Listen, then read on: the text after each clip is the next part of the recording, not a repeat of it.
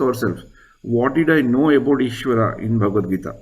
What did I know about Jiva, living entity in Bhagavad Gita? What did I know about Prakriti in Bhagavad Gita? Which chapters these topics are dealt more? What did I know about Kala? And what did I know about Karma? So we can ask ourselves and then question and then go back to reread again to further understand, further get a better understanding of this. So the journey of reading Bhagavad Gita can never stop, because each time when you read and talk, you will get something or other. So deep is the knowledge of Bhagavad Gita. So Ishvara, Jiva, Prakriti, Kala, Karma. So Sutapadas has explained Bhagavad Gita in terms of the acronyms. The first chapter is acronymed as doubt, and where Dhritarashtra has a doubt on what's happening in Kurukshetra, and he's inquiring from a welfare point of view, son Duryodhana. And then from that happens in the first 12 shlokas, conversation between him and Sanjaya, and so forth. And then the O is the ominous signs of loss, when Pandavas, Kauravas assemble, and they basically the way the Shankha and the way the great people were introduced by Sanjaya in the battlefield itself tells that definitely there's going to be victory for Pandavas. So U is uncertainty in the mind of Arjuna. Arjuna becomes bewildered, and basically uncertainty first bothers Arjuna, and then he expresses his bewilderment, and then he gives 5 reasons for not to fight, including compassion, because he's compassionate, he feels sorry and he feels sad about his relatives, fear of sin, and then the destruction of the religion, and so on and so forth, several reasons. And Krishna also answers his questions, so on and so forth, and then in the end Arjuna gives the reasons for not fighting. So this is doubt. Bhagavad Gita starts with a doubt and ends with a smile. This is what we need to understand. Starts with doubt, first chapter, and ends with 18th chapter is smile. So we will see how the doubt turns into a smile as we go along.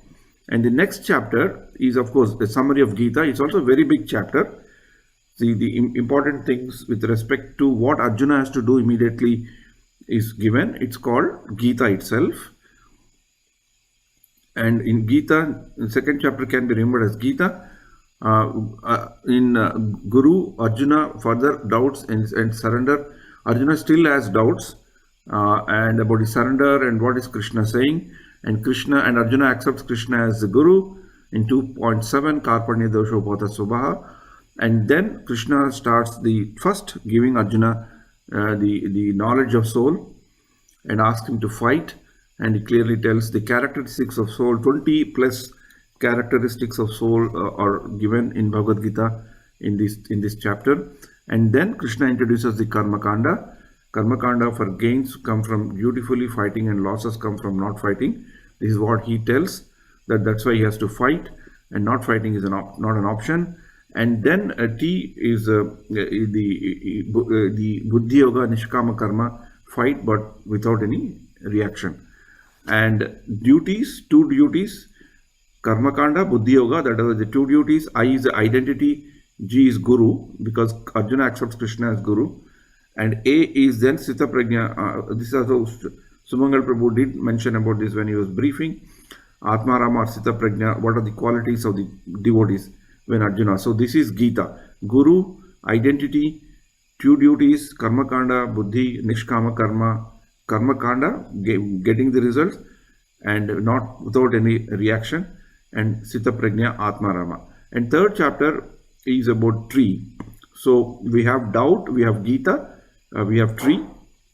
Tree is Tyaga. Krishna basically talks about renunciation and working in Nishkama Karma. So he clears the confusion that karma is there, but Nishkama Karma has to be performed. And he introduces the rungs of the yoga ladder with Karma Kanda to Karma Yoga. He only basically mentions 2 steps. Karma Kanda is one thing, and then Karma Kanda, 1 step ahead is Karma Yoga. So introduction of the rungs of the ladder is given here, but the yoga ladder. And E is exemplary action, and Krishna basically gives the lot examples of Janaka, examples of himself about detachment and to act. And then E, based on the question of Arjuna, he says, well, who is the enemy of the soul? Lust and anger are one of the two reasons where we get into problems. That is tree, is the third chapter. The first chapter is doubt, second chapter is Gita, and third chapter is tree. Three things are there. And then the fourth chapter is the transcendental knowledge. So the importance of transcendental knowledge is told. History of Bhagavad Gita is also told. Why Bhagavad Gita is being spoken is also told. That is eternal transcendental knowledge about Krishna. A is accurate application of the transcendental to work. Karma, akarma, vikarma is there. R, removing the reactions of by understanding karma on the platform of transcendental knowledge. That is akarma. And S is the sacrifices lead to transcendental knowledge. That is the conclusion. So years are the fourth chapter where transcendental knowledge is explained. And in the chapter 5, Krishna basically puts one step.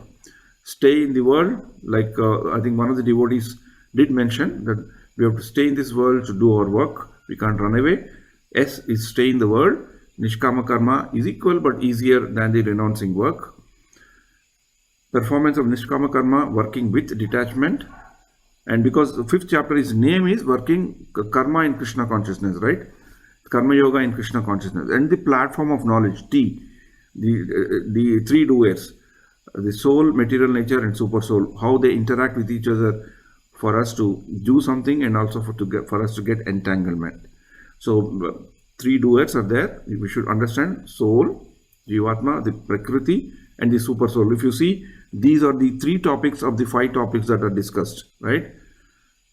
Yeah, so Paramatma, the Lord, Jiva, material nature, Prakriti, and the super soul. Ishvara, Jiva, Prakriti are described here. And then equal vision, liberation through focus of one's consciousness on the super soul. Here we get these nice shlokas of Vidya Vinay Sampanne, Brahmane Kavihastini, and liberation through Ashtanga Yoga. A slight introduction to what is going to happen in the 6th chapter is also given in the 5th chapter. So Nishkama, stay in this world, 3 doers, soul, material nature, super soul, equal vision. If a knowledgeable person sees everybody equal, like I think Lavanya Mataji also has told that she has learned from Bhagavad Gita to see everything in equality, in equal.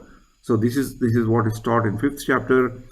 And peace formula. Bhoktaram yajna tapasam sarva loka maheshwaram surudam sarva bhutanam jnatva mam shanti ruchati. So this is 5.29. Krishna gives the one who knows that Krishna is the only enjoyer and we are the enjoyed, and he is the well-wisher of all in all circumstances. He is the one who can get peace. So I think Madhuprabhu told that he got peace of mind when he read Bhagavad Gita because he could see Krishna, he could understand that Krishna has given a fantastic opportunity for him to remember in any way. Everywhere he is available. In whatever we see, we can remember Krishna. Same Akanksha Mataji also has told a similar thing in a different perspective. But ultimately, that leads us to have more peace within us. In the midst of all the problems that we have. Everyone has got some problem or other. It may appear to us by seeing some people that they don't have problems, but it is not possible in this material world. It looks like their situation is favorable, but we only go with a vision of a material understanding, but that is not true. Everyone has got their own tensions and difficulties because this is a part of the material world. Chapter 6 is Dhyana Yoga. So enemy or friend, mind is enemy or friend. How to do Dhyana Yoga or meditation, Krishna gives this. It's one of the authorized processes, but it's a very difficult process, which Arjuna also finds it difficult. Advancing in yoga through detached work, yoga, giving up the work, and then Ashtanga Yoga, discussion is there. Enemy or friend, mind can be our enemy, mind can be our friend. I think this is a topic which even Sumangal Prabhu covered in some of his classes with regards to the soulful kirtan, chanting, Nityananda Krupa, and how do we improve our chanting. And Ashtanga Yoga is easy. 6th chapter, different process of yoga are there, how to control the mind, and success or failure. What is the destination of a successful yogi and an unsuccessful yogi? So devotees in the realization, they talked about 240 Neha Vikramanashasti, there is no divination in the path of bhakti. Whatever we do carries forward with us. And Madhu Prabhu also had a doubt on what is the timeline for someone to go back to Godhead. So he can refer to the last chapter, last segment of 6th chapter, where Arjuna asked the same question: what happens to an unsuccessful yogi? So Krishna basically tells that the unsuccessful yogi, there is no issue. They will be given an opportunity. Madhu Prabhu did say that if he can't reach in this lifetime, he will again come back. That is true. But by following the devotional service to the extent possible in this life, we will be put in a life that will be much more conducive for us to go back to Godhead. That is the advantage that we get it. Okay, and this is explained in Krishna. Krishna says those people will be born in a rich family, so that we don't have to worry about our day-to-day life, day-to-day things, everything is given. Or they can be born in a scholarly family where there's an opportunity to learn more. So he gives various options where how these people are put into a better life within this material world, better life where there are more opportunities for us to do service, for us to engage in Krishna service. So even though the timeline is not given in one sense, but the method of progression is given. But Acharyas have revealed that there is a timeline that Srila Prabhupada sometimes said that you can always go in this lifetime.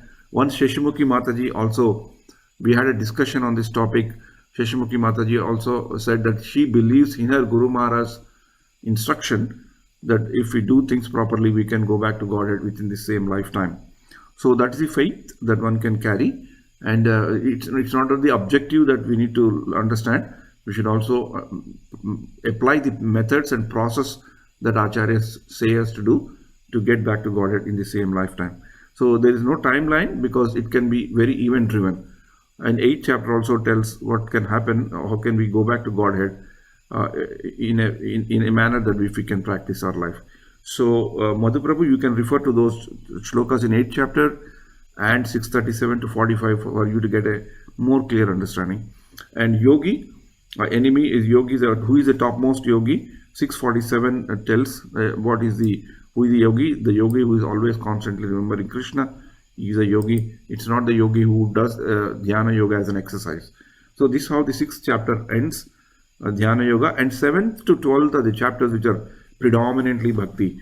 Till 7th chapter it is Karma, Jnana, Dhyana, Krishna concentrates. 7 to 12 is very dominantly Bhakti, because Bhakti is the last step in the yoga ladder. So it's head. Probably that's the reason why the acronym is also given as head. Very important.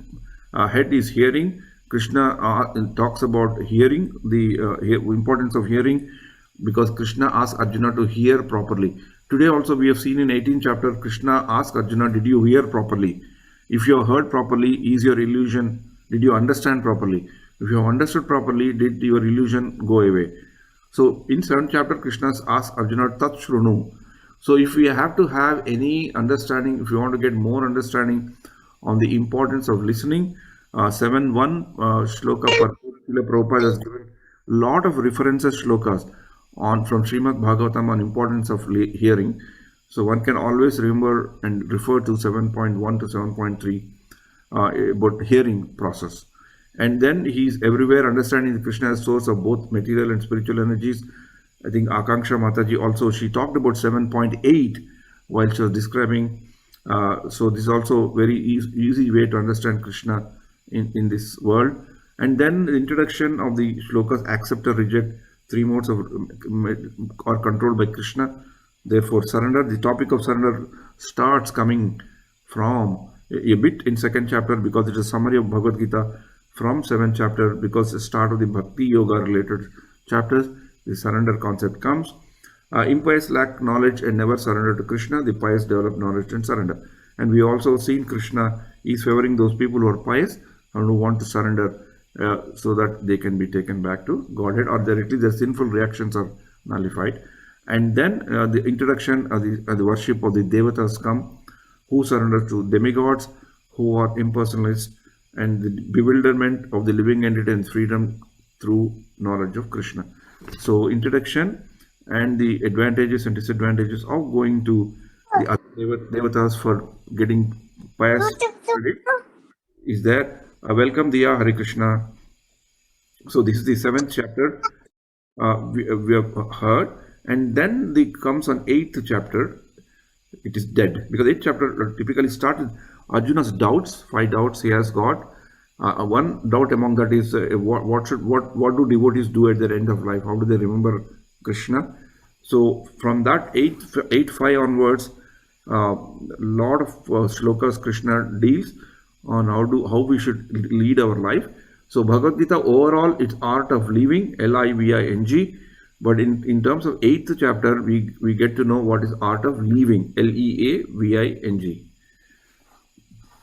Sadhusevan Prabhu referred to our discussion on die before dying. So while doing that chapter only, we covered this. So anything with respect to death, and while dying, how can we get the best opportunity of death, best bargain of very difficult thing called death, to how do we convert into a great reward, is told by Krishna, the understanding and secrets of that. And that's why this chapter name is Dead. Doubts, Krishna answers Arjuna's doubts.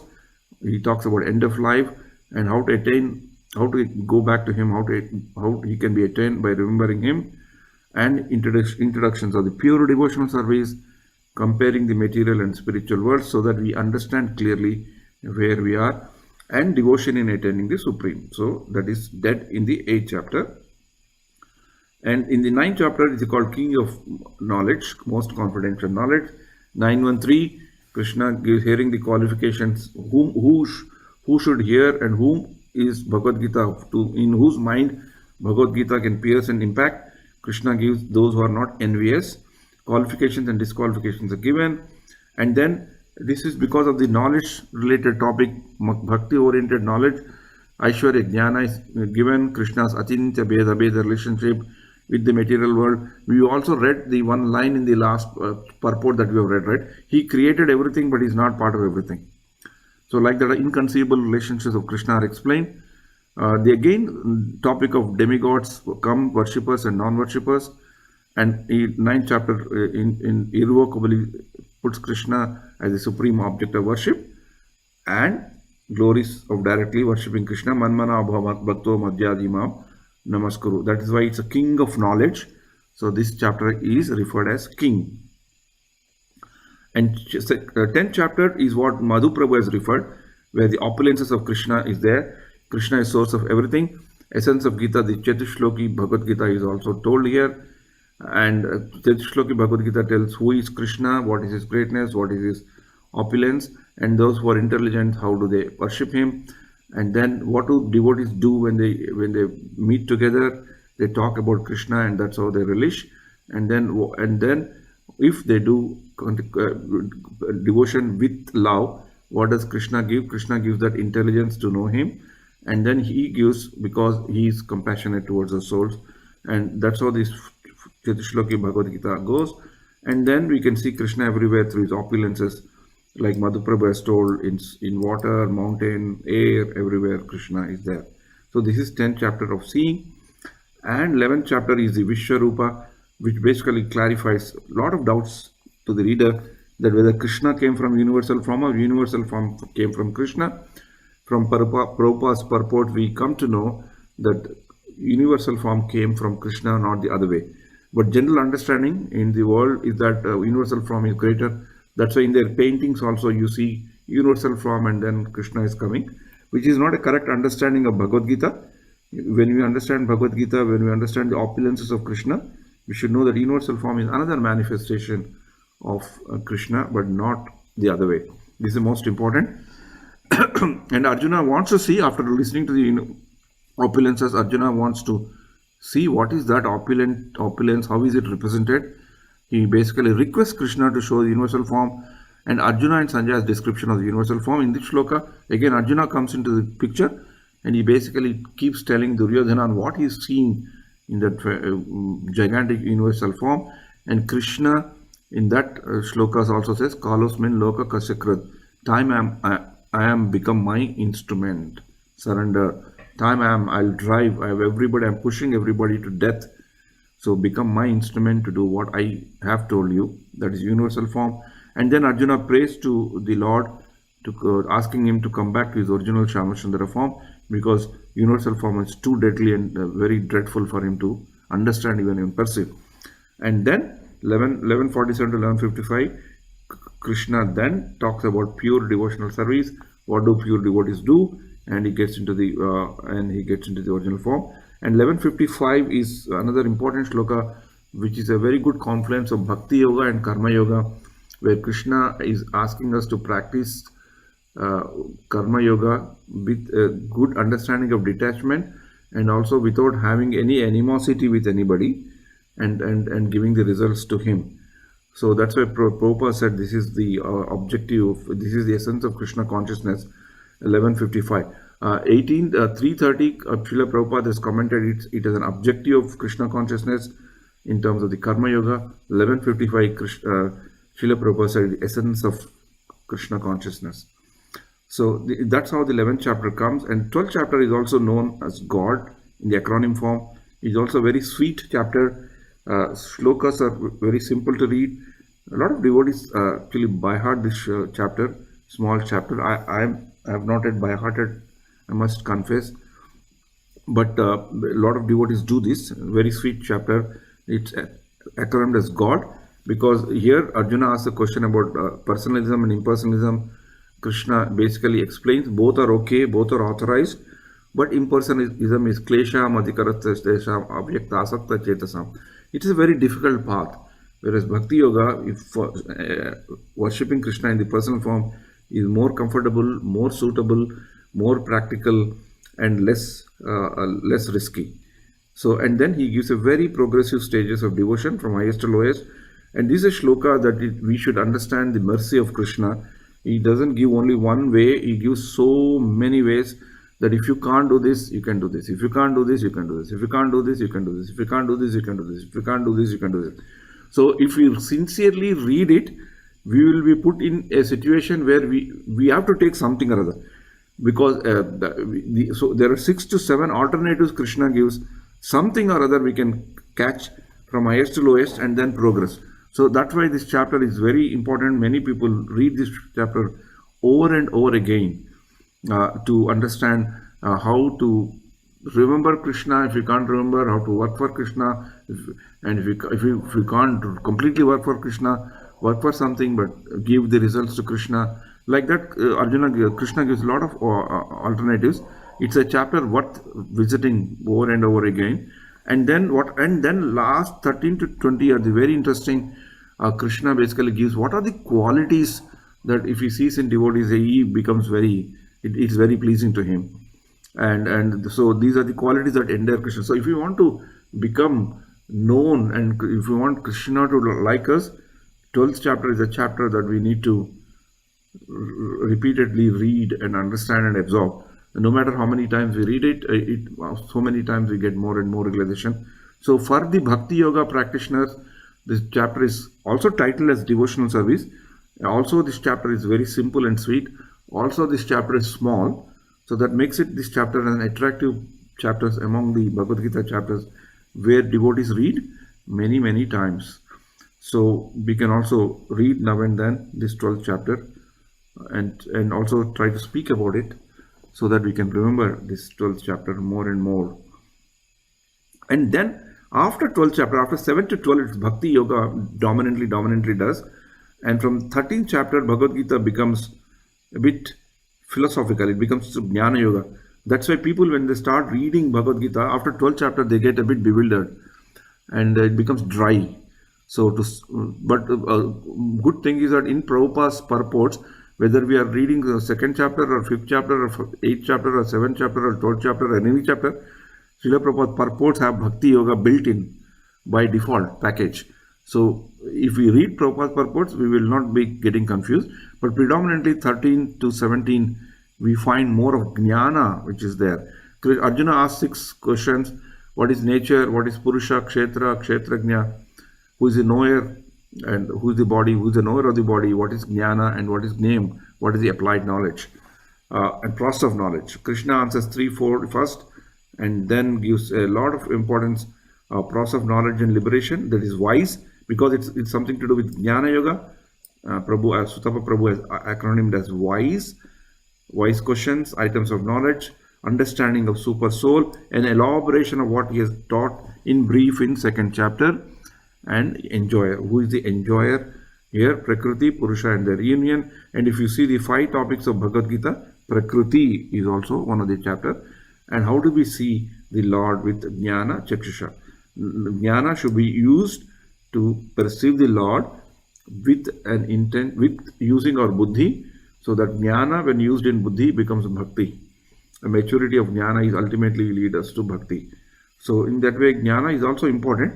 These Jnana Yoga chapters are important because sometimes by knowing this, our own faith in the teachings of Bhagavad Gita increases.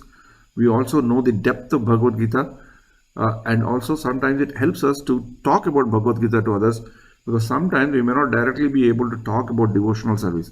People may not like it. So through Jnana, sometimes we can attract people. So in that context, from a preaching point of view, 13th chapter is very interesting. And 14th chapter basically talks about 3 modes of material nature, and that's why it's a trap, because we are all under the trap and under the condition and the control of the 3 modes of material nature. And we should know that we are controlled by 3 modes of material nature. I think Preeta Mataji or Prema Mataji has told, when they were telling their realization, the importance of these 3 modes is very, very important. I think Preeta Mataji has told that I have developed an app on Vedic Personality Index. No, Mataji, I did not develop. It is developed by one of the ISKCON authorities only. So they have developed and given. Only thing is we have customized it in an Excel form, in an automatic form. Otherwise, the manual form is given by somebody. It's called Vedic Personality Index. There is a website also on that. If you go to Google and type in Vedic Personality Index space ISKCON, you will get all the artifacts about that Excel sheet, about that article. We can test ourselves on which is the dominant mode we are in. I can also send again, probably tomorrow, this Vedic Personality Index Excel sheet. You can always try to do that and know where we are if we answer the questions very honestly. That's very important. So once we had a couple of workshops in Regent High School programs before, where we had run this Vedic Personality Index by putting up a lab of computers. 8 to 10 computers were there, where people used to come and do these things, and we used to give a printout of their dominant feature. It was a very interesting program. We had done it for 2 or 3 years. I was working with Sankirtan Prabhu on this. And we did it in youth, we did it in child thing, and we did it in normal thing also. Three times we did it. So I'll just like to, in a lighter vein, share one thing. Once when we did it in the children program, so the dad was in one computer and the child was in another computer. So both of them got the printouts. So the moment the child got it and dad also picked up, child saw his dad's score. So his dad's score in the Sattva Guna was less than the child. So he was so delighted. He immediately was telling everybody, I am more good than my dad. I am more good my dad than my dad. So that scene was very interesting for us, and how seriously people take that paper and preserve with them. And I also had one other interesting example when we did that Vedic Personality Index test in the Regent School. A devotee came and he said, Prabhu, this is very simple. I could know the questions, and I know what answers if I give, I can come. My result will come that I'm in very high Sattva Guna. So I did it. So you can see my score. I'm in Sattva Guna. Then I told Prabhu, your score on paper shows Sattva Guna, but you are in Tamo Guna, Raja Guna, because you wanted to try to cheat a system and try to show that you are in Sattva Guna. That thought itself, that you want to cheat a very genuine program that is made to help you to understand who you are, indicates that you are in Raja Guna or Tamo Guna. So you don't have to do the test. First, go back and look into yourself. And you don't need a Vedic Personality Index to give you a score. Your score is known to us, known to you also now. So please do not do this next time, because it is meant to give for us to give an honest feedback so that we can learn it. So it's not a competition to win an exam. So these are some few interesting things about the three modes of material nature. It's very, very, very important to understand three modes of material nature, because 70 shlokas in Bhagavad Gita are almost dedicated with this. That means 10% of Bhagavad Gita are on this topic alone. We have to constantly remind ourselves that we are under the three modes of material nature: Sattva-guna, Rajoguna, Tamaguna, and each one is dominating to overpower others. And in that constant struggle, whatever we do, whatever we perceive, whatever we understand, whatever we're giving, all under that filter of three modes. Unless we clear that filter, we get more and more sattva shade in that, our vision, our perception, our understanding will not work, no matter what service we do, no matter what knowledge we gain, no matter how talented we are, no matter how much rich we are. If that filter doesn't get clear, we cannot see Krishna as it is. When the shades of Rajo and Tamaguna are strong, it's impossible. In the shade of Sattva-guna, it's slightly okay, then we start realizing. So understanding the nature of three modes and trying to control them, come out of the condition, is the important task. If we do not remember this, if we don't get this jnana, we think that we are, just like that devotee thought that he could cheat the system and show to others that he is in Sattva-guna. We also will be like that only. Even though I'm taking the example of that devotee, not to defame him or not to criticize him or not to do a Vaishnava Brad, but it was an interesting realization, because I thought probably God is also telling my position through him. I am also probably like that.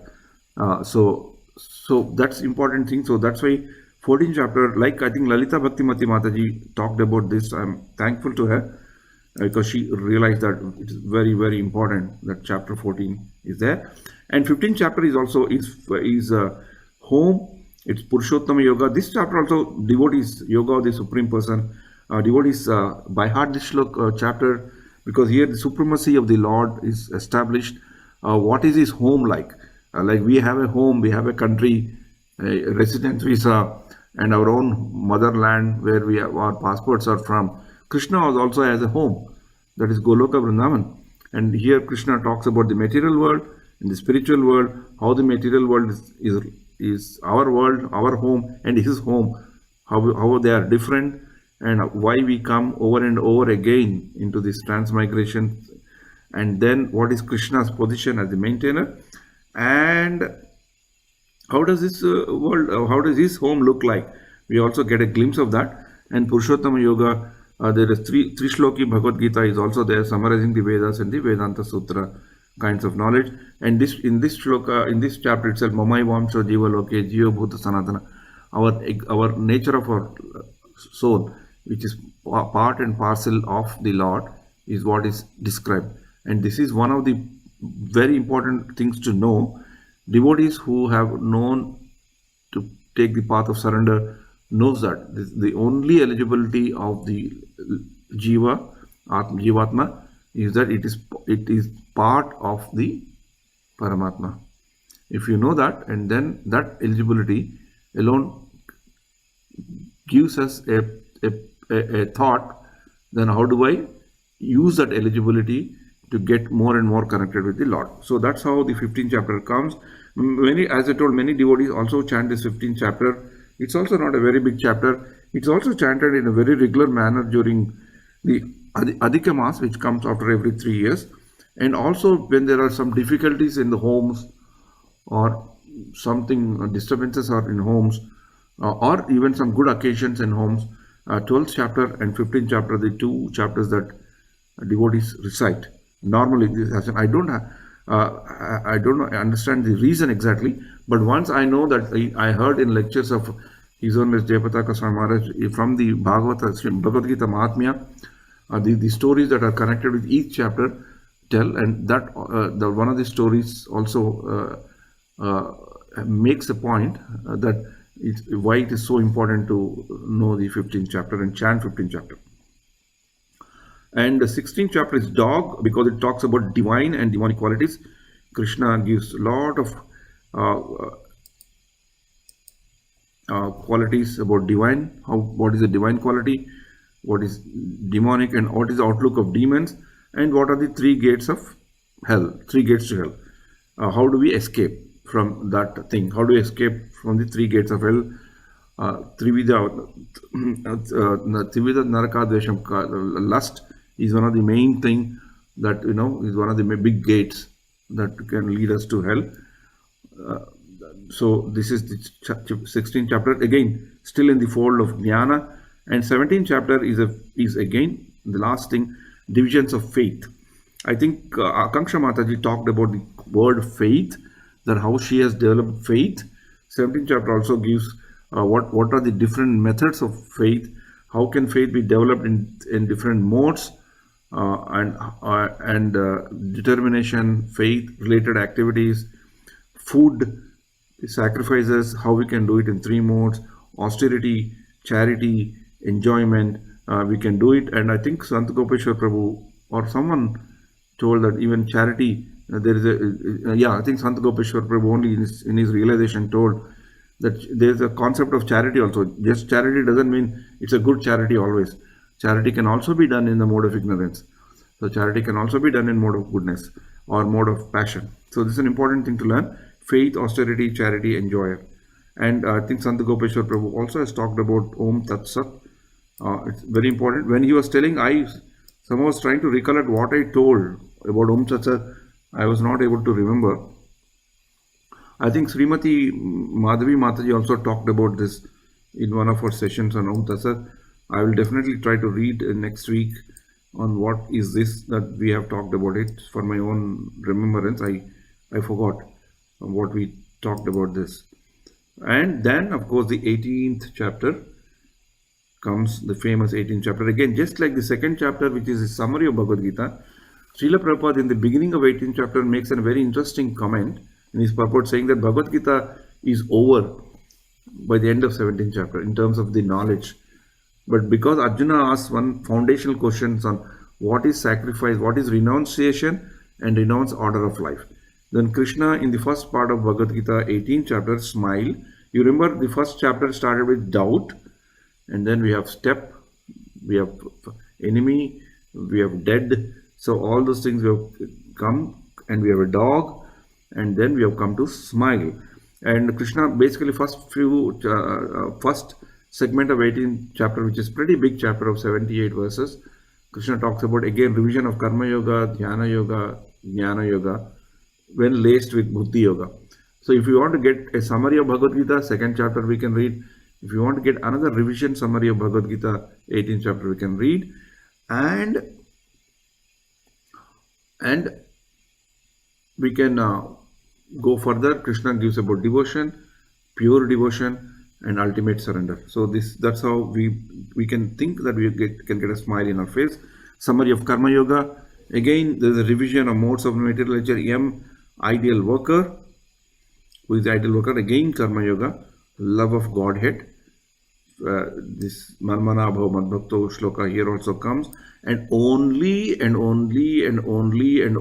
through devotional service one can understand Krishna as he is. This is one of the very important shloka that comes before Sarva Dharman Parityajya. So that is an important ultimate message. There are few messages. Only by devotional service one can understand. All the other paths, karma, jnana, dhyana, when laced with buddhi yoga, will eventually lead us to bhakti yoga. So nobody can escape or nobody can short circuit bhakti yoga and reach Supreme Personality of the Godhead according to the teachings of Bhagavad Gita. He must have some bhakti to get to the door of the Godhead. So if that be the case, why not we start our journey in the bhakti yoga itself? When jnana, karma, dhyana will come along with us. Instead of going to catch them and get bhakti, but if you catch bhakti, jnana, dhyana, yoga comes. So that is very important. When devotees practice this thing, people can see it sometimes in devotees, and they get inspired. So, I heard in one of the things recently, we had done one puja for my daughter for her Rahu dosha in astrology. So the Acharya who was presiding the function has told something about the person who is coordinating the program. He is an ISKCON devotee and is somewhere related or connected to Tandavini Mataji or ex-congregation member. So while speaking about this Prabhu, his name is Kuldeep Prabhu, he said that a lot of people chant the Lord's name to go to Lord's name, but for some people, name comes to them to be chanted. So he says, I see this Prabhu, when I see him constantly chanting, I feel that he is not going after the name. The name is coming to him. That's why he is able to chant. So that's a very interesting realization that such a learned Acharya has seen in a very simple devotee, simple sadhaka. And he got inspiration from this person. Instead, this person getting inspired by him, this Acharya who is so well read in knowledge and well read in Shastra, well read in Karma Kanda, he's seeing a very simple ISKCON devotee who is chanting and is taking the inspiration. So that was a very interesting realization I got when he spoke some nice words about that devotee. That name comes to him. All people go talking about name. So here bhakti is ultimate thing. This is one important message. And end result of knowing the Bhagavad Gita, Yatra Yogeshwara Krishna, Yatra Partho Dhanurdhara. So this is very important thing. Thanks a lot for giving me this opportunity to be with you in this journey. I still remember those nice days, as Vasant Prabhu has said, every Friday evening rushing to the street 12, getting late sometimes, myself and my wife quarreling that why we became late, and invariably always it's my wife who used to be the reason for my being late. I don't know why. She's not here, so I can freely say that. So that the tussle that we used to have till we reached that point, but after we reached that hall where was full of devotees, we used to forget what we fought for. And while coming back, it's the usual story of remembering what was happened, what questions came, whether it was I rightly explained or not, and it was very jolly thing. How much time that we spent to come home, we used to forget. And I also, very fondly remember the services of Sheshimukhi Mataji and other nice devotees who used to really take care of devotees with prasadam and things like that. And that hall is a very dear to me. Also, it's not that it gave me an opportunity to be with part of you. That Satsanga, Shamchandra Prabhu, Chaitanya Chandra Prabhu, Shama Sham Prabhu, all these people have facilitated. It also is very important thing in my life. That important thing is very personal. I must confess that, and that's the hall. In that hall program only, we got the Trimurtis of our Bhakti Ruksha. That is Sant Gopeshwar Prabhu and his family joined, Vasant Prabhu and his family joined, and Sadhu Sevana Prabhu and Mataji joined. So they became very part and parcel of that Bhakti Ruksha, which has regenerated and re-enthused all of us. When they came into that thing, each has got a different talent. Sadhu Sevan Prabhu has a very different talent of seeing things in a very differently, a very unique way of presenting, very unique way of thinking. I would say bordering on some eccentricity that all these brilliant creative people have.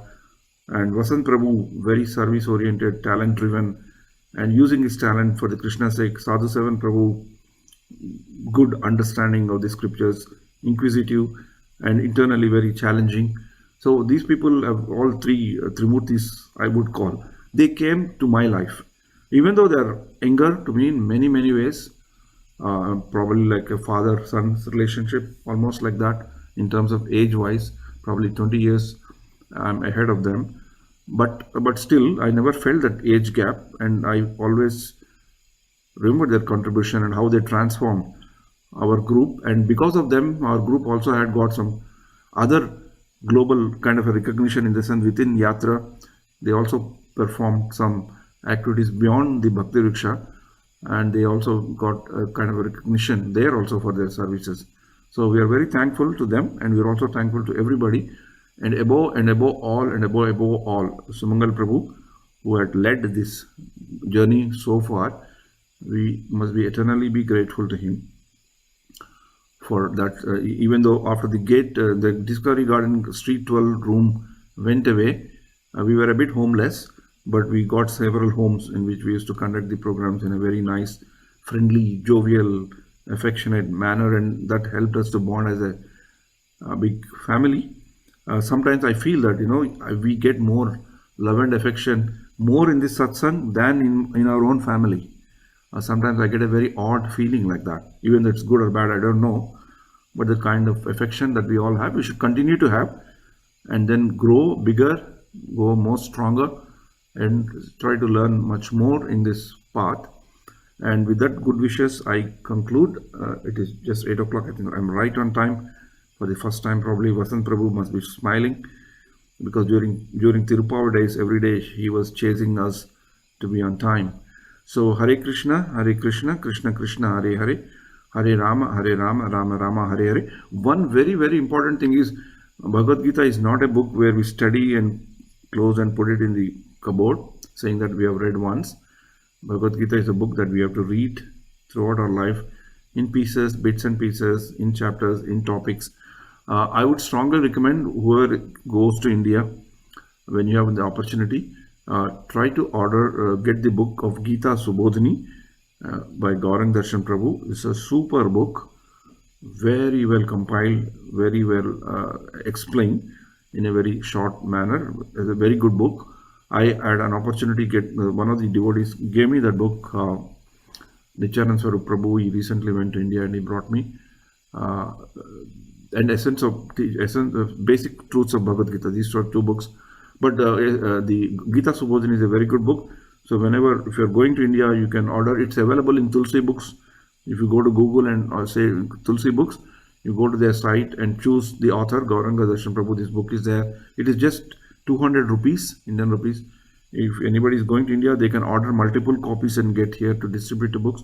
I think Vasant Prabhu is the one who is going early, so we can order it through him. I'll just talk to him and see how we can get it. Or any one of you, we can go, you can get your personal copy. It's worth having it. I have a copy recently. I'd given it to Vidya Mataji, Vidya Mallikarjun Mataji, because she's doing Bhakti Shastri with Gauranga Darshan Prabhu's forum. So she wanted it, so I gave it to her. So this is what it is. So again, once again, a very, very big thanks. And so 2022, you will see a new format, new people coming here to preach, more the very knowledgeable people in all aspects of devotion, practicality, explanation, presentation, kirtan, exposure, knowledge, and so it will be very interesting for all of us to do. And my desire is that I should go back to listening mode. So I want to become a listener, more of a participant and a listener into this forum when others speak. So I hope you respect and agree to my request, and to be able to welcome, adopt, and adjust to the new speakers who are going to come, and will definitely be much more, will give you a much more regenerating devotional and spiritual nourishment. That I'm 100% sure. Sumangal Prabhu will be announcing that program, how it's going to happen, what we are going to cover in a short, in few weeks' time. So Hare Krishna. So we now conclude. We'll have Narasimha Kavacha prayers for the welfare of the Guru Maharaj. This is a prayer that we are doing to purify ourselves by praying for the great devotee who is apparently, seemingly, to our eyes, is going through a difficult time regarding his health. And just like Sumangal Prabhu has told that they did find something not so good. There's a bleeding internal